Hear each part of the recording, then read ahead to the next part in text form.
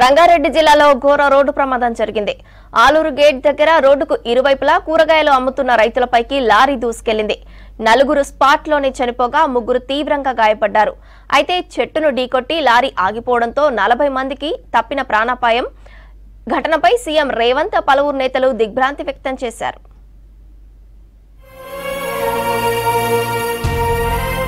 రంగారెడ్డి జిల్లా చేవెళ్ల మండలం ఆలూరు గేట్ దగ్గర బీజాపూర్ హైవేపై ఘోర రోడ్డు ప్రమాదం జరిగింది. అతి వేగంగా వచ్చిన లారీ అదుపు తప్పి హైవే పక్కన కూరగాయలు అమ్ముకుంటున్న రైతులపైకి దూసుకెళ్లింది. ఘటనలో 4 చనిపోగా మరో 3 తీవ్రంగా గాయపడ్డారు. లారీ చెట్టును ఢీకొట్టి నుజ్జునుజ్జైంది. ఒకవేళ అలాగే ముందుకు వెళ్లి ఉంటే భారీగా ప్రాణ నష్టం జరిగేది. చెట్టును ఢీకొని లారీ ఆగడంతో అక్కడున్న మరో 40 మంది ప్రాణాలతో బయటపడ్డారు. చెల్లాచెదురుగా పడిన మృతదేహాలు, తీవ్ర గాయాలైన వారితో ఘటనా స్థలం భయానకంగా కనిపించింది. ఘటనపై సీఎం రేవంత్ రెడ్డి దిగ్భ్రాంతి వ్యక్తం చేశారు. గాయపడిన వారికి మెరుగైన వైద్యం అందించాలని అధికారులను ఆదేశించారు సీఎం. చేవెళ్ల మండలం ఆలూరు నాంచేరు అనుబంధ గ్రామం ఇంద్రారెడ్డి నగర్కు చెందిన 25 మంది రైతులు ఆలూరు స్టేజ్ పక్కన కూరగాయలు అమ్ముతూ జీవనం సాగిస్తున్నారు. ఎప్పట్లాగే చెట్ల కింద కూరగాయలు అమ్ముకుంటున్నారు.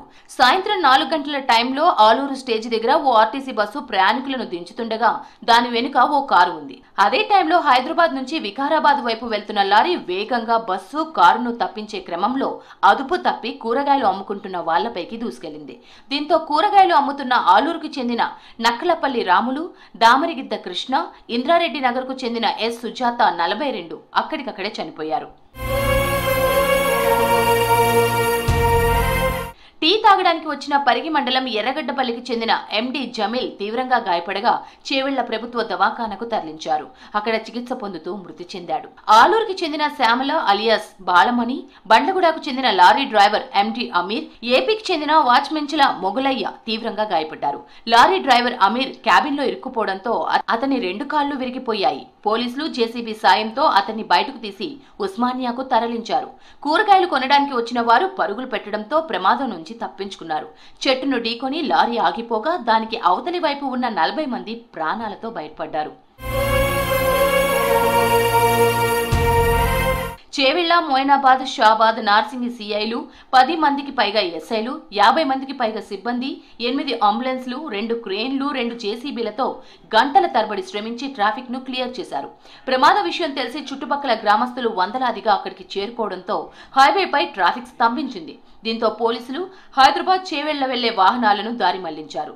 చిట్టెంపల్లి, అంతారం మీదుగా హైదరాబాద్ పంపించారు. చేవెళ్ల ప్రభుత్వ దవాఖానాలో బాధిత కుటుంబాలను పలువురు లీడర్లు పరామర్శించారు. ఎంపీ కొండా విశ్వేశ్వర్రెడ్డి, మండలి chief whip Mahender Reddy, MLA Kale Yadaiah, BRS MLA Sabitha Indra Reddy hospital కు చేరుకుని మృతుల కుటుంబ సభ్యులను ఓదార్చారు. Rajendranagar DCP Chintamaneni Srinivas, Chevella ACP Kishan, traffic ACP Balaji, Chevella RDO Chandrakala, తహసీల్దార్ కృష్ణయ్య ఘటనా స్థలాన్ని పరిశీలించి కలెక్టర్కు నివేదిక ఇచ్చారు.